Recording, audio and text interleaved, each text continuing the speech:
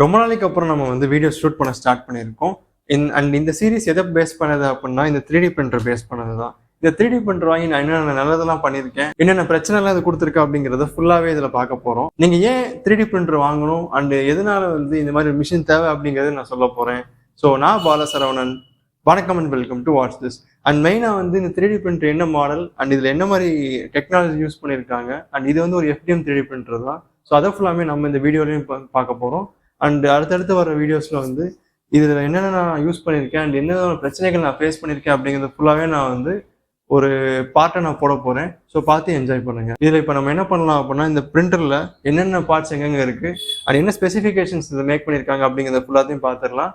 வாங்க இப்போ அந்த ஷார்ட்ஸ்க்கு போகலாம். இதுதான் வந்து என்னோட 3D பிரிண்டிங் செட்டப். இந்த 3D பிரிண்டிங் செட்டப்பில் நாங்கள் என்ன பண்ணியிருப்போம் அப்படின்னா பிரிண்டரை இங்கே வச்சிருப்போம். இதை ஸ்பூல் ஹோல்டர் அப்படின்னு சொல்லுவாங்க, அதாவது அந்த ஃபிலமெண்ட் ஹோல்டர் சொல்லியிருப்பாங்க. அதை வந்து அங்கே ஓரமாக சைடில் நாங்கள் மவுண்ட் பண்ணி வச்சிருப்போம். அண்ட் இந்த ஃபுல் 3D பிரிண்டர் என்ன பண்ணியிருப்போம்னா அங்கே ஒரு ஸ்மார்ட் பிளக் ஒன்று இருக்கும். அந்த ஸ்மார்ட் பிளக்ல இதை நாங்கள் ஃபுல் அண்ட் ஃபுல் லிங்க் பண்ணியிருக்கோம்.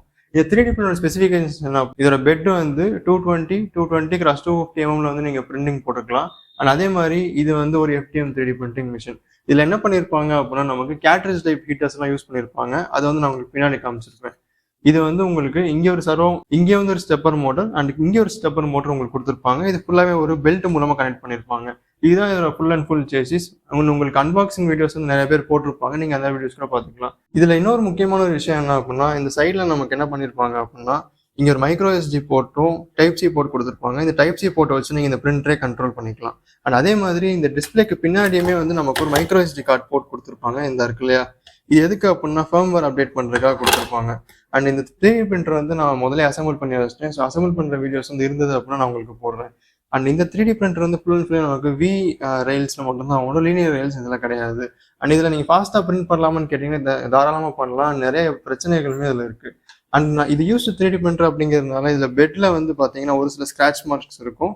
அண்ட் அதே மாதிரி நிறையா நாசல் மார்க்ஸுமே இதில் இருக்குது. ஸோ அதனால என்ன அப்படின்னா இந்த 3D பிரிண்டரில் பிரிண்ட் போடுற ஒரு சில ஆப்ஜெக்ட்ஸ் வந்து சரியான ஃபினிஷிங்லாம் வராது. இதில் நாங்கள் ஓவர் கம் பண்ணுறதுக்கு என்ன பண்ணியிருந்தோம் அப்படின்னா நாங்கள் கிளாஸ் பெட்டை நாங்கள் சேஞ்ச் பண்ணியிருந்தோம். ஸோ இப்போ இந்த 3D பிரிண்டரோட பேக் சைடில் பார்த்துடலாம். இதுதான் வந்து 3D பிரிண்டரோட பேக் சைடு.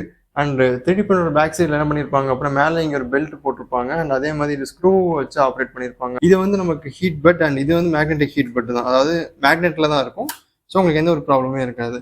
இதில் நாசல் டைப் கேட்ரேஜ் வந்து யூஸ் பண்ணியிருப்பாங்க. அதாவது உங்களுக்கு இங்கே தெரியுது இல்லையா, இந்த இடத்துல இங்கே தெரியுறது என்ன அப்படின்னா இதுதான் வந்து நமக்கு ஃபிலமெண்ட் சூடு பண்ணி வெளியே கொடுக்கும். இதில் வந்து நமக்கு கேட்ரேஜ் டைப் ஹீட்டர் யூஸ் பண்ணியிருப்பாங்க. இதுக்கு பின்னாடி ஒரு ஹோல்ஸ் இருக்கும். அங்கே வந்து நமக்கு தெர்மிஸ்டர் இருக்கும், அதாவது தெர்மல் சென்சார் இருக்கும். இந்த 3D பிரிண்டரில் நிறைய பிரச்சனைகள் நான் ஃபேஸ் பண்ணியிருந்தேன் இல்லையா, அது முக்கியமான ப்ராப்ளம் வந்து பிளாப் அண்ட் இந்த 3D பிரிண்டரில் நான் மெயினாக ஃபேஸ் பண்ண விஷயம் என்ன அப்படின்னா பிளாப் அப்படிங்கிற அந்த ஒரு ப்ராப்ளம் நான் அதிகமாக ஃபேஸ் பண்ணியிருக்கேன். ஸோ அதனால என்ன அப்படின்னா 3D பிரிண்டர் எனக்கு பிடிக்காமலே போயிடுச்சு.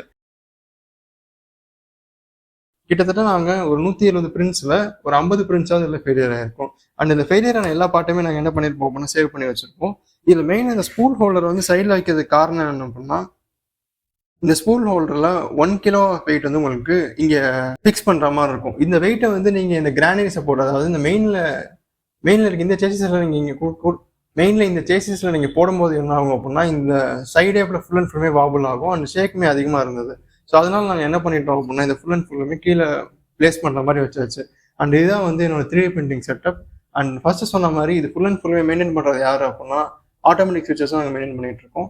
எவ்வளோ கரண்ட் இருக்குது அண்ட் என்ன வாட்ஸில் ஓடுது அப்படிங்கிற ஃபுல் டேட்டாஸுமே என்கிட்ட இருக்குது. அண்ட் அதை பற்றி நான் உங்களுக்கு நெக்ஸ்ட் வர வீடியோஸை நான் ஷேர் பண்ணுறேன். நீங்கள் 3D பிரிண்டர், அதாவது இந்த மாடலை பற்றி எல்லா ஸ்பெசிஃபிகேஷன்ஸ் அண்ட் எல்லா டைமென்ஷன்ஸும் நீங்கள் பார்த்துருப்பீங்க.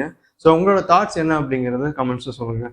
அண்ட் மெயினாக நீங்கள் இந்த 3D பிரிண்டர் வாங்கலாமா வேணாமான்னு கேட்டீங்க அப்படின்னா என்னை பொறுத்த வரைக்கும் வாங்காதீங்க அப்படின்னு தான் சொல்லுவேன். இன்னொரு விஷயம் என்ன அப்படின்னா இது வந்து ஒரு யூஸ்டு 3D பிரிண்டர்.